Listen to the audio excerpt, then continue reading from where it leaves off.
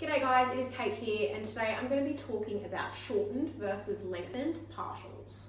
So this is a training technique where you intentionally shorten an exercise's range of motion, or ROM.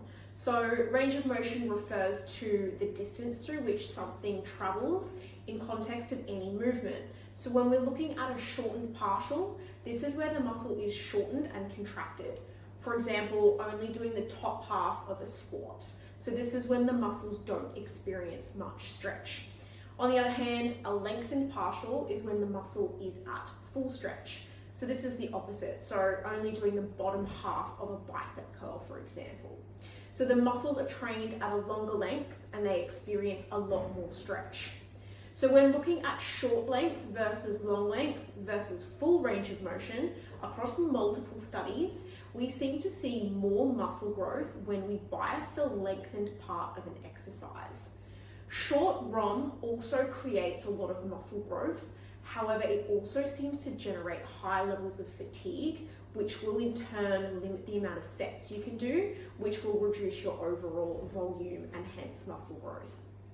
So given the mounting body of evidence, we can reasonably conclude that long length partials can cause more growth than short-term partials.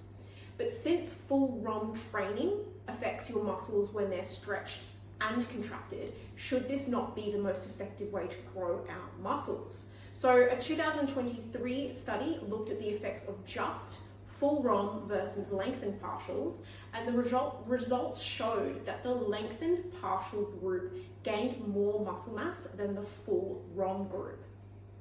So lengthened partials most likely increased strength through that particular range, but it probably won't make you stronger through a full range of motion. So this limitation can affect things like your sports performance and also your ability to perform day-to-day tasks that require strength in various positions through full range of motion.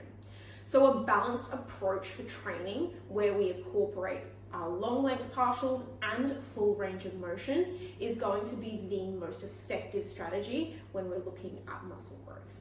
So if you have any questions around shortened versus lengthened range of motion, please get in touch.